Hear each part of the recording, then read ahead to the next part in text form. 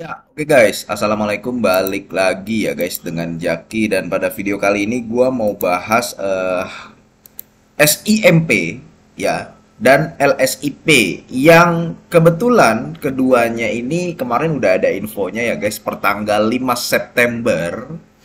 Baik LSIP dan juga SIMP itu menghapus saham treasury-nya. Nah, ya, gampangnya gini guys. Yang biasanya ada kue, laba bersih nih, ada laba bersih. Laba bersihnya ini lu analogikan sebagai kue. Kuenya ini biasanya dibagikan ke dalam 20 orang. Ya, cuman dengan dihapuskannya seperti ini, dari dua puluh orang itu ada ya satu atau dua orang yang pergilah. Jadi yang tadinya kue dibagi untuk 20 orang, dibaginya ke 18 atau 19 orang doang. Alhasil kan yang tadinya kuenya pembagiannya kecil-kecil jadi gede-gede. Nah, gampangnya begitu. IPS-nya pun bisa jadi gede. Itulah yang menjelaskan kenapa baik SIMP maupun LSIP ya waktu tanggal kalau nggak salah tanggal 6-nya deh, tanggal 6-nya itu sahamnya naiknya sampai 7% atau sampai 5% gitu. Walaupun yang LSIP tetap masih tinggi, SIMP-nya turun lagi.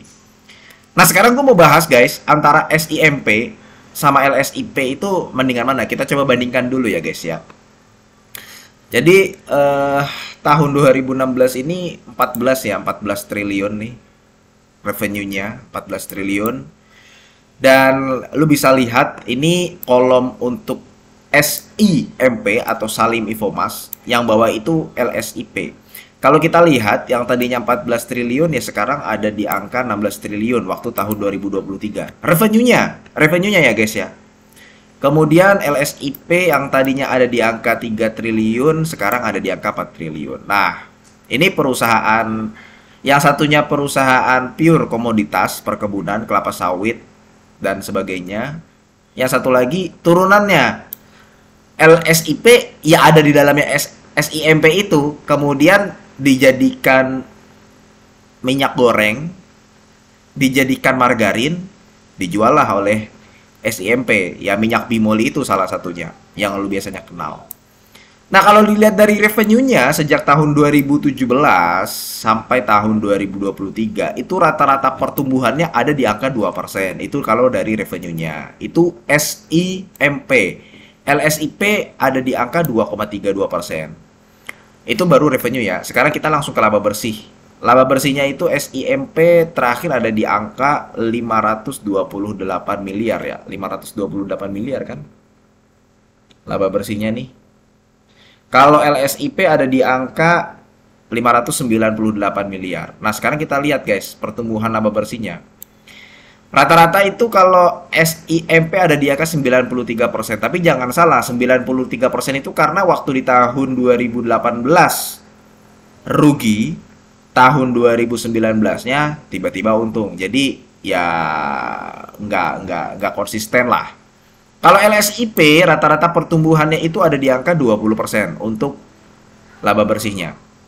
Nah, sekarang pertumbuhan ekuitas. Ekuitas ini memegang peranan penting ya. Ekuitas SIMP itu ada di angka 17 triliun. Ekuitasnya LSIP ada di angka 11 triliun, guys. Ya.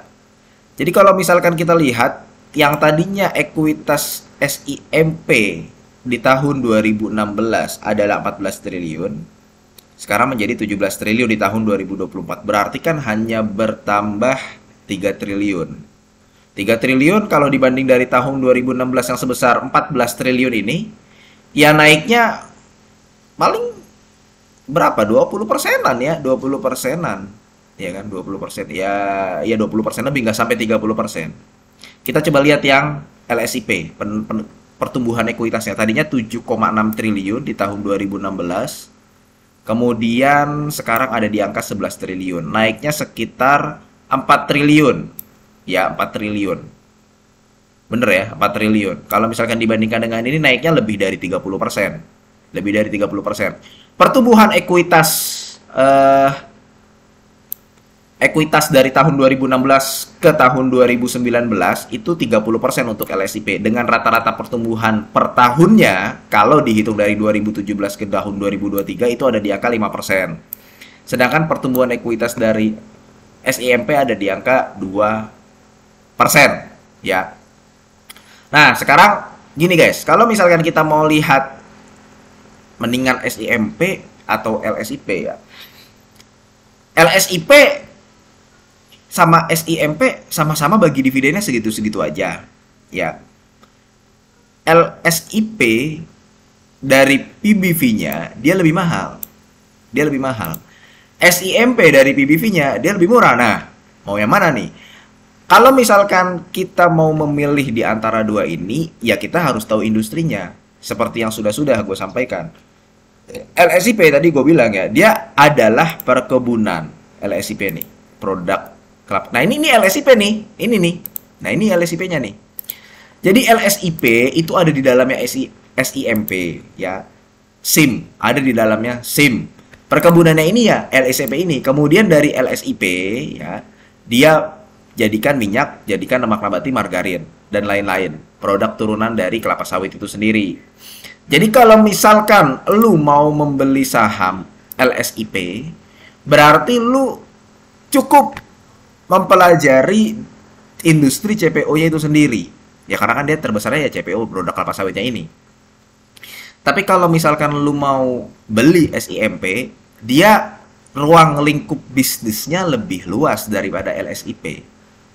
Otomatis biasanya guys, kalau ada perusahaan yang ruang lingkup bisnisnya lebih luas, maka net profit marginnya itu lebih kecil.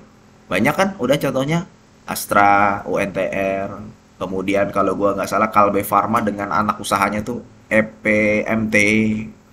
Kemudian apa lagi? Yang induknya sama anaknya biasanya karena induknya ruang lingkup bisnisnya lebih luas ya. Biasanya net profit marginnya lebih kecil.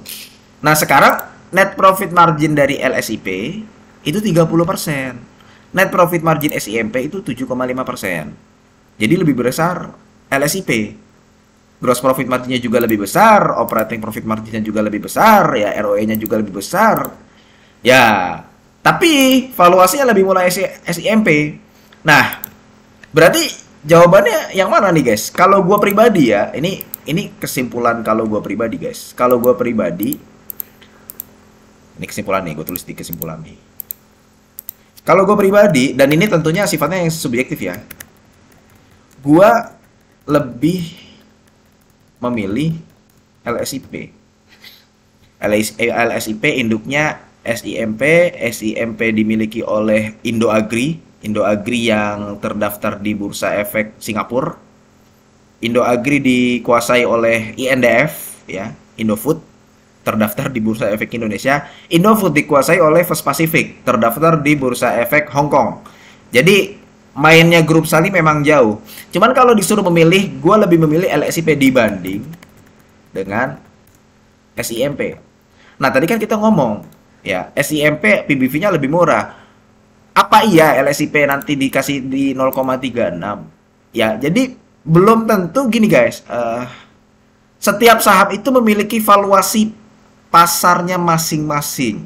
Contoh, gue nggak mau beli perusahaan rumah sakit lah, karena valuasinya di atas 2 semua, di atas 1 semua. Contoh nih ya, perusahaan-perusahaan yang industri kesehatan. Ya memang industri kesehatan rata-rata valuasinya segitu, PR-nya mahal, PBV-nya mahal.